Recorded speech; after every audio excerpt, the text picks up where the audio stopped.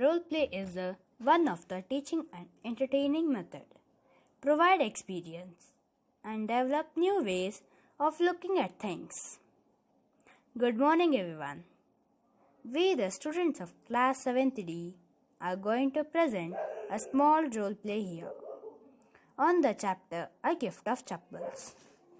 The roles are as Anusha HS as Mridu, Dimple R as Ravi, Megha R as Meena, Shreya as Gaur, and Megha R as narrators.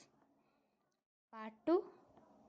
Anusha HS has Ravi, Beggar, and Pati. Dimple R as Rukumani, Anshul Bhatkande as Music Master, Apeksha K as Mridu, Megha R as Meena. We begin. Mridu is a young girl growing up in Madras, now called Chennai, with Tapi, her grandmother, and Tata, her grandfather. One afternoon, Tapi takes to her aunt Trukumani's house to meet her cousins Lali, Ravi, and Meena. A gift of chappals. A smiling Rukumani threw open the door. Ravi and Meena rushed out, and Ravi pulled Mridu into the house. Wait, let me take off my slippers. Protested Mridu. Those were grey actually with dust. You could see the clear mark of every toe on the front of each slipper. The marks for the two big toes were long and scrawny. Mridu didn't have much time to wonder about whose slippers they were because Ravi dragged her to the backyard behind a thick bitterberry bush. There, inside a torn football lined with sacking and filled with sand, lay a very small kitten lapping up milk from a coconut half shell. We found him outside the gate this morning. He was mewing and mewing. Poor thing. It's a secret. Amma says Pati will leave to our Paddu Mama's house if she know we have a cat. People are always telling us to be kind to animal. When we are, they scream, "Oh, don't bring that dirty creature here." Do you know how hard it is just to get a little milk from the kitchen? Today, Pati saw me with the glass in my hand. She got really sad that she told. Pati saw me with the glass in my hand. I have to tell her that I'm very hungry, that I should drink it. Then, the way she looked at me, then I have to drink most of it to prove her. Then she wanted the tumbler back. Pati, I will wash it. Why should I throw you in the trouble? I said that, and I ran and poured it in the coconut shell and ran back and washed the tumbler and keep it in the kitchen. Mahendran? This little kitty's name is Mahendran? How he loved the sound of his own voice. Meena and Mridu exchanged looks. Actually, his full name is Mahendra Valva Pallava Pune. MP Pune, if you like. Actually, he is a fine breed cat. Just look at his fur. Is it like a lion mane? Do you know the emblem of Pallava dynasty? Do you? Ravi flourished his twig at Mahendran. Thinking I'm joking? Well, just wait. It's clear you don't know a single thing about history. Haven't you been to Mahabalipuram? Have you? He said mysteriously. When our class went to Mahabalipuram, I saw a statue of his tatas, etc., etc. The fact is, Mahendran here is a descendant from the same Asian cat, the close relative of the Pallava lions. Ravi went on walking around the bitterberry bush, waving a twig up and down, his eyes sparkling.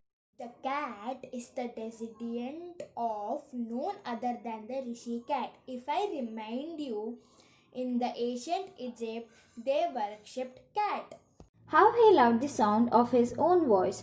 Meena and Mridu exchanged looks. Mridu demanded. What does that have to do with anything? Mridu demanded. I am telling this cat is the descendant of Egypt from the cat god. No goddess No, bashed it. Yeah, that's it. MP Pune here? Ooh, ache. He shrieked, very pleased with himself. Mahendran looked up alarmed. He had just been sharpening his claws on the edge of the coconut half shell, but worse than Ravi's awful whoop eek was a screech from the window. What a weird sound! If Nudu was startled, MP Pune was frightened out of its wits. Here standing on end, he bounced up and scurried towards a bamboo tray of red chilies that had been set out to dry. Trying to hide beneath, he tipped a few chilies over himself. Well, she will never learn a thing. The music master goes on playing like a going train on and on. By the way, the lali is always off the track. Mrudu crept up to the window. Lali was sitting a little distance away, awkwardly holding her violin and bowstring, her elbows jutting out and her eyes glazed with concentration. In front of her, with most of his back to the window, was the bony figure of the music master. He had a mostly bald head with a fringe of oiled black hair falling around his ears and an old-fashioned tuft. A gold chain gleamed around his leathery neck and a diamond ring glittered on his hand as it glided up and down the stem of the violin. A large foot stuck out from beneath his gold-bordered waisty edge, and he was beating time on the floor with the scrawny big toe. He played a few notes. Lali stumbled behind him and on her violin, which looked quite helpless and unhappy in her hands. It was like the wheels of a train fitting smoothly into the rails and whizzing along. Send that beggar away. Cried his mother from the back veranda where she was chatting with Tapi. He has been coming here every day for past week, and it's time to find another house to beg from. Pati explained to Tapi. Mridu and Meena followed Ravi out. The beggar was already in the garden, making himself quite at home. He had spread his upper cloth under the neem tree and was leaning against its trunk, apparently prepared to take a little snooze while he waited for the arms to appear. Go away. It's time to find another house to beg from. The ladies of this house are very kind souls. I have kept my body and soul together on this generously for a week. I cannot believe that they would turn me away. Amma, oh Amma. Sad his wail might be, but it certainly wasn't feeble. It began in deep, strong rumble somewhere in his withered belly and came booming out of his mouth with its few remaining teeth stained brown with betel chewing. Ravi, tell him nothing left in the kitchen. Also tell him not to come again. She sounded fed up. Ravi didn't have to repeat it all to the beggar. What his mother said had been easy for them all to hear. There, under the neem tree, the beggar sat up and sighed. I will go, I will go. Only let me have a rest here under this tree. The sun is so hot, the tar has melted on the road. My feet are already blistered. He stretched out his feet to show large pink peeling blisters on the soles of his bare feet. I don't know. Mine are too small to fit his feet, or I would given his my chappals. Mine are too small to fit his feet, or I would given my chappals to him. And his feet were larger than Mridu's and Meena's. The beggar was shaking out his upper cloth and tightening his dhoti. He raised his eyes and looked fearfully at the road, gleaming in the afternoon heat. He needs something on his feet. It's not fair. Start. Shh, I'm thinking about it. It's not fair. It's not fair. Is it not going to help? In the 2 minutes, he will be frying in his feet on the road. What he will need is a pair of chappals. So, what we will do? We'll go and find in the house. He pushed Mridu and Meena into the house. Just as she stepped into the veranda, Mridu's eyes fell on the odd-looking chappals she had noticed when she arrived. Ravi, She whispered to him. whose are those? Ravi turned and glanced at the shabby-looking but sturdy old slippers. He beamed and nodded. These are the just right size. He said, picking up them. Mridu and Meena followed him nervously back into the garden. Said Ravi to the beggar, dropping the slippers in front of the old man. Here, wear the slippers and don't come back. The beggar stared at the slippers, hurriedly flung his towel over his shoulder, pushed his feet into them and left, muttering a blessing to the children. In a minute he had vanished around the corner of the street. The music master came out of the house and took an unappreciative look at 3 of them sitting quietly under the tree, playing marble. Then he searched for his chappals in the veranda where he had put them. Lally, He called. After a few minutes, she hurried up to him. Lally, have you seen my chappals, dear?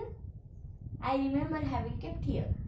Ravi, Mridu and Meena silently watched Lali and the music master search every corner of the veranda. He scurried around looking over the railing and crouching near the flower pots to look between them. They cost a whole month's fees, do you know? Rukumani caught sight of Ravi, Mridu and Meena sitting under the tree. A sharp V-shaped line had formed between her eyebrows. Another straight, tighter one appeared in place of her usually soft, pleasant mouth. Rukumani was angry, thought Mridu with a shiver. She wouldn't be so upset if she knew about the poor beggar with sores on his feet, she tried to tell herself. Taking a deep breath, she cried. Kumani, there was a beggar here. Poor thing, he had such boils on his feet. Said Rukumani grimly, turning to Ravi. Did you give that music master chappal to that old beggar? Children these days. Amma, didn't you tell me about Karna who gave away everything he had, even his gold earrings? He was so kind and generous. Silly, Karna did not give any others things, but he gave his own things. But my chappals wouldn't have fitted the beggar. And Amma, if you did not fit, would you really not have minded? Said Rukumani, very angry now. She hurried indoors and brought out Gopu Mama's hardly worn new chappals. I'm so sorry, my son has been so naughty. Please, put this on. The music master's eyes lit up. He put them on, trying not to look too happy. Well, I suppose these will have to do. These days, children have no respect to elders. A Hanuman incarnate. Only Rama can save such a naughty fellow. Rukumani's eyes flashed. She didn't seem to like Ravi being called a monkey, even a holy monkey. She stood stiff and stayed by the front door. It was clear she wanted him to leave quickly. When he had clattered off in his new chappals, she said, Come in and have some tips. Honestly, how do these children have such thing in their mind? Listen. As she walked towards the kitchen with Mridu and Meena, she suddenly began to laugh. But he's in such a hurry that he throw off his shoes and socks and get into his chappals as soon as he comes home. What's your mama going to say this evening? So because I gave his chappals to the master. By Vasant Surya.